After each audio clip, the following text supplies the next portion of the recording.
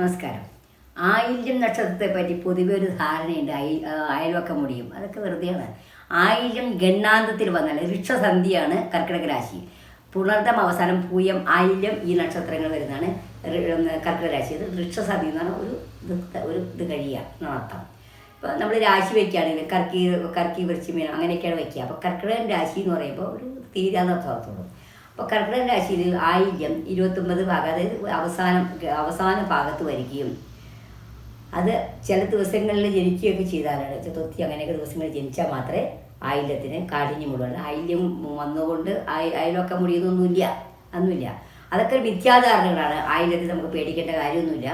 ആയില്യം സർപ്പത്തിൻ്റെ നക്ഷത്രമാണ് എന്ന് വിചാരിച്ച സർപ്പത്തിൻ്റെ സ്വഭാവം എന്നല്ല, പക വെച്ചുകൊണ്ടിരിക്കുന്നൊരു ആൾക്കാരാണ് ആയില്യം. എല്ലാവരും അങ്ങനെ ആവണമെന്നില്ല. നമ്മളൊരു മനുഷ്യൻ്റെ ജീവിതം എന്ന് പറയുമ്പോൾ മാതാപിതാക്കളുടെ ഗർഭം ആയിരിക്കുമ്പോൾ തന്നെ ഗർഭാവസ്ഥ തന്നെ സ്വഭാവം രൂപീകരിക്കപ്പെടുന്നു. നമ്മൾ എന്ത് പറയുന്നു, എന്ത് കേൾക്കുന്നു, അതാണ് നമ്മുടെ ജീവിതത്തിൽ വരുന്നത്. ഉദാഹരണമായിട്ട് പ്രഹ്ലാദൻ അസുരൻ്റെ മകനാണെങ്കിലും നാരായണ മന്ത്രം ജപിക്കാൻ കാരണം എന്താണ്? ആ നാരദ മഹർഷി നാരായണമെന്നും പറഞ്ഞു കൊടുത്തോണ്ട് നമ്മുടെ കുഞ്ഞ് വയറ്റിലായിരിക്കുമ്പോൾ തന്നെ എന്തൊക്കെയാണോ നമ്മൾ കേൾക്കുന്നത് കാണുന്നത് അതനുസരിച്ചാണ് കുട്ടിയുടെ വളർച്ച വരിക. അപ്പോൾ ആയില്യം എന്നല്ല, ഈ 27 നക്ഷത്രക്കാർക്കുമുണ്ട് അയൽവക്കത്തുള്ള അസൂയുള്ളവരുണ്ടാവും. പക്ഷേ എല്ലാ ആയില്യക്കാരും അങ്ങനെ ആവണമെന്നില്ല. വളരെ നല്ല ആൾക്കാരുണ്ട്. ആയില്യം നക്ഷത്രം ഗർഭാവസ്ഥയിൽ കേൾക്കുന്ന കാര്യങ്ങളാണ് അവരുടെ മനസ്സിൽ, അത് ബ്രെയിൻ കമ്പ്യൂട്ടറിൽ ഹാർഡ് ഡിസ്ക് പോലെ പതിഞ്ഞിരിക്കുന്നത്.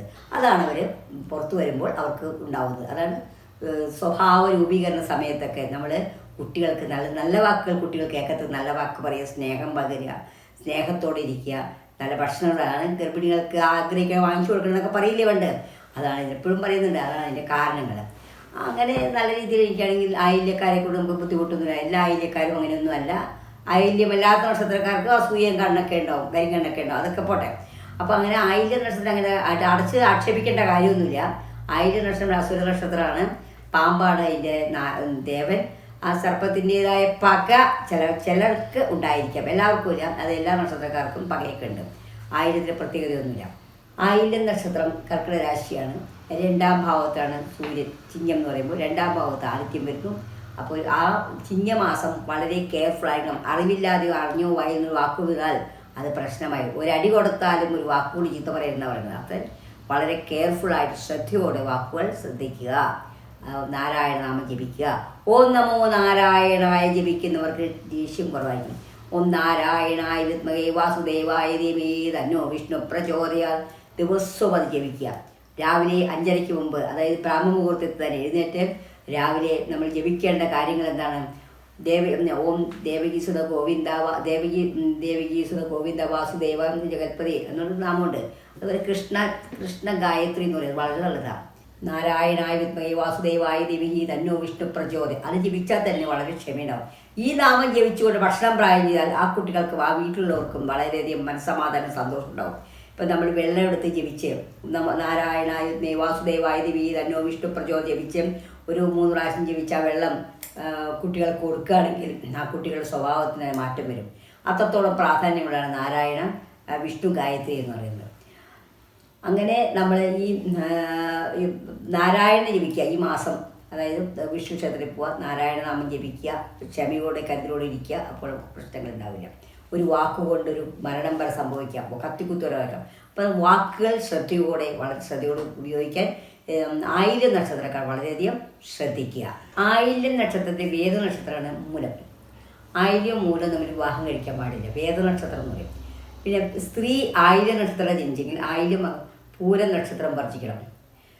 ആയില്യം മകം പൂരം ഉത്രം അത്തം നക്ഷത്രം വർജിക്കണം. ചോതി നക്ഷത്രം അങ്ങനെ 37 6ാം രാശി ഇതൊക്കെ നമുക്ക് വരച്ചു. സ്ത്രീകളുടെ ആണെങ്കിൽ 3-ാമത്തെ നക്ഷത്രം, 5ാമത്തെ നക്ഷത്രം, 7ാമത്തെ നക്ഷത്രം വർദ്ധിക്കുകയും അത് 6ാമത്തെ രാശി വരുമ്പോൾ കർക്കിടകം, ചിങ്ങം, കന്നി, തുലാം, വൃശ്ചികം, ധനു ഈ രാശി വർദ്ധിക്കുക. അതായത് ഷഷ്ടാഷ്ടമദോഷം എന്ന് പറയും. സ്ത്രീയുടെ രാശിയിൽ നിന്നും 6ാം രാശിയിലെ പുരുഷന് വിവാഹം കഴിച്ചാൽ കലഹങ്ങൾ ഉണ്ടാവാൻ സാധ്യതയുണ്ടെന്ന് പറയും. അത് വർജിക്കണം. പിന്നെ അതിൻ്റെ വേദ നക്ഷത്രമാണ് മൂലം. ആയില്യത്തിൻ്റെ വളരെ ശ്രദ്ധയോടെ നാരായണനാമം ജപിക്കുക. നമ്മൾ ആവശ്യമില്ലാത്ത വാക്കുകൾ പറയാതിരിക്കുക. ഒരു വാക്ക് പറയുമ്പോൾ 2 പ്രാവശ്യം ചിന്തിച്ചിട്ട് പറയുക, പ്രശ്നം തീരും. അടുത്ത രാശിയാണ് കന്നി. കന്നിരാശിയിൽ ആദിത്യം വന്നാൽ വലിയ വിഷയമില്ല, 3-ാം ഭാവത്താണ്, നല്ലതാണ്, പ്രശ്നങ്ങളൊന്നുമില്ല. തുലാം രാശിയിൽ ആദിത്യം വരുമ്പോൾ കുടുംബത്തിൽ ഒരു വഴക്ക് ബഹളം. കാരണം എന്താണെന്ന് വെച്ചാൽ 4 ആദിത്യം എന്ന് പറയുമ്പോൾ ആദിത്യൻ നിൽക്കുന്നത് ചൂടാണല്ലോ, നീചത്തിലാണ് ആദിത്യം തുലാ നിൽക്കുന്നത്. അപ്പോൾ ഒരു ബുദ്ധിമുട്ടുകളൊക്കെ വരാം, അച്ഛനായിട്ട് കലഹങ്ങൾ അങ്ങനെ വരാൻ സാധ്യതയുണ്ട്. അപ്പോൾ പരിഹാരമായിട്ട് മഹാദേവ ശിവക്ഷേത്രത്തിൽ ധാരം പിൻവിളക്ക് മൊത്തം പുഷ്പായ ശിവന് വെള്ള നിവേദ്യം സമർപ്പിക്കുക, പാൽപ്പായസം കഴിപ്പിക്കുക, അങ്ങനെ മഹാദേവന് പ്രീതിയായിട്ട് എല്ലാം ചെയ്യാം. അല്ലെങ്കിൽ നമഃശിവായ ഇല്ല. ഇതൊന്നും ചെയ്തില്ലെങ്കിൽ നമഃശിവായ രാവിലെ വൈകുന്നേരം 108 പ്രാവശ്യം വെച്ച് ജപിച്ചാൽ 108 പ്രാവശ്യം നമഃശിവായ 108 പ്രാവശ്യം നാരായണൻ ജപിച്ചാൽ വീട്ടിൽ സർവ്വ ഐശ്വര്യം ഉണ്ടാവും എന്നാണ് നമുക്ക് അനുഭവം കൊണ്ട് അറിയുന്നത്. എല്ലാവരും എൻ്റെ അനുഭവം എല്ലാവരും അങ്ങനെ രാവിലെ 108 പ്രാവശ്യം ഓം നമഃ ശിവായ ഓം നമഃ ശിവായ ഓം നമഃ ശിവായ ചൊല്ലുക. ഓം നമോ നാരായണായ, നമ്മ വേണ്ട, ഓം നമോ നാരായണായ ഓം നമോ നാരായണായ. അതിന് സർവമംഗളമംഗല്യേ ശിവി സർവാർത്ഥ സാധികേ ശരണ്യത്രംബേ ഗൗരി നാരായണ നമസ്തുതേ. അത് ഒരു 21 പ്രാവശ്യം. ഇതൊക്കെ ചെല്ലുന്ന വീടുകളിൽ എപ്പോഴും ലക്ഷ്മി ദേവി വിളയാടും, വലിയ വിഷയം ഉണ്ടാവില്ല. ആയില്യ നക്ഷത്രക്കാർക്ക് വൃശ്ചിക രാശി എന്ന് പറയുമ്പോൾ 5-ാം ഭാവത്താണ്. അപ്പോൾ സന്താനങ്ങളെ കൊണ്ടും മനപ്രയാസങ്ങളും ബുദ്ധിമുട്ടുകളുണ്ടാവാൻ പ്രത്യേകിച്ച് പെൺകുട്ടികളെ കൊണ്ട്. അപ്പോൾ അതിന് പരിഹാരമായിട്ട് ശിവക്ഷേത്രത്തിൽ മഹാദേവനെ ഉപാസിക്കുക, മഹാദേവനെ പ്രാർത്ഥിക്കുക, ധ്യാനിക്കുക. ധനുരാശി അതായത് ധനുവിൽ ആദിത്യം വരുന്ന സമയത്ത് ഇവർക്ക് 6-ാം ഭാവത്തിലാണ്, വലിയ വിഷയമൊന്നുമില്ല, കുഴപ്പമൊന്നും ഉണ്ടാവില്ല. മകരൻ രാശിയിൽ ആദിത്യം വരുമ്പോൾ, മകരൻ ശത്രുക്ഷേത്രമാണ് വരുമ്പോൾ ഭാര്യയായിട്ട് കലഹം, ആയില്യ നക്ഷത്രമൊക്കെ ഭാര്യയായിട്ട് കലഹം ഉണ്ടാവും, കുടുംബ പ്രശ്നങ്ങൾ ഉണ്ടാവും, സംശയങ്ങളൊക്കെ ഉണ്ടാവും. ഒരു പരിഹാരമായിട്ട് വെള്ളിയാഴ്ചയോറും ശിവക്ഷേത്രത്തിൽ ഐക്യമത്യ പുഷ്പാഞ്ജലി കഴിപ്പിക്കുക. കുംഭൻ രാശിയിൽ ആദിത്യം വരുമ്പോൾ അഷ്ടമത്തിൽ വലിയ കുഴപ്പമില്ല. മീനൻ രാശിയിൽ ആദിത്യം വരുമ്പോൾ 9-ലാണ് ആദിത്യം. 9-ൽ ആദിത്യം വന്നാൽ പിതാവുമായിട്ട് വഴക്കോ പിതാവിന് പ്രശ്നങ്ങളോ പിതാവിന് ആരോഗ്യ പ്രശ്നങ്ങളൊക്കെ ഉണ്ടാവും. ശിവക്ഷേത്രത്തിൽ പിതാവിൻ്റെ പേര് വിളക്ക് മൃത്യുഞ്ജയ പുഷ്പാഞ്ജലി കഴിപ്പിക്കാം, മൃത്യുഞ്ജയ ഹോമം നടത്തിയാൽ കുഴപ്പമില്ല. ദശാപഹാര ചിത്രകാലങ്ങൾ ചിന്തിച്ചിട്ട് വേണം ഇതൊക്കെ ചെയ്യാൻ, നല്ലതാണോ ചീത്തയാണോ നോക്കാനുണ്ട്. ഒരാളുടെ ജാതകത്തിൽ ദശാപഹാര ചിന്തകൾ എന്തൊക്കെയാണെന്ന് നമ്മൾ ചിന്തിക്കണം. മേടൻ രാശിയിൽ ആദിത്യം വരുമ്പോൾ കർക്കിടക രാശിയെ സംബന്ധിച്ച് പറയുകയാണെങ്കിൽ നല്ലതാണ്, സർക്കാർ ജോലി കിട്ടാനും ഒക്കെ നല്ലതാണ്. ആയില്യ നക്ഷത്രക്കാരൻ ജോലി കിട്ടാനും സർക്കാർ ലോൺ പാസ്സാവാനൊക്കെ വളരെ നല്ലതാണ്.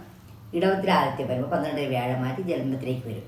ഇടവത്തിൽ ആദിത്യം വരും ആയില്യം നക്ഷത്രക്കാർക്ക് നല്ലൊരു സമയമാണ്, വലിയ പ്രശ്നങ്ങളൊന്നും ഇല്ലാത്ത സമയമാണ്. മിഥുനത്തിൽ ആദിത്യം വരുമ്പോൾ 12-ൽ ആദിത്യമാണ്, ശിരോരോഗം ഇതൊക്കെ ബുദ്ധിമുട്ടുകളൊക്കെ വരാൻ സാധ്യതയുണ്ട്. കർക്കിടകത്തിൽ ആദിത്യം വന്നാലും ഇങ്ങനത്തെ ബുദ്ധിമുട്ടുണ്ട്. ഇതൊക്കെയാണ് ആയില്യ നക്ഷത്രക്കാർ ശ്രദ്ധിക്കേണ്ട കാര്യങ്ങൾ, ഈ ഒരു വർഷത്തേക്ക് ശ്രദ്ധിക്കേണ്ട കാര്യങ്ങൾ. ശനിക്കും വ്യാഴത്തിനും രാഹു കേതു ശനിയൊന്നും ഇപ്പോൾ മാറുന്നില്ല, അപ്പോൾ മാറിയുള്ളൂ. വ്യാഴമാണ് മാറ്റുന്നത്. അത് ഇടവ മാസത്തിൽ വ്യാഴം മാറ്റം വരുമ്പോൾ കുറച്ച് മാറ്റങ്ങൾ സംഭവിക്കാം. ഇത്രയാണ്.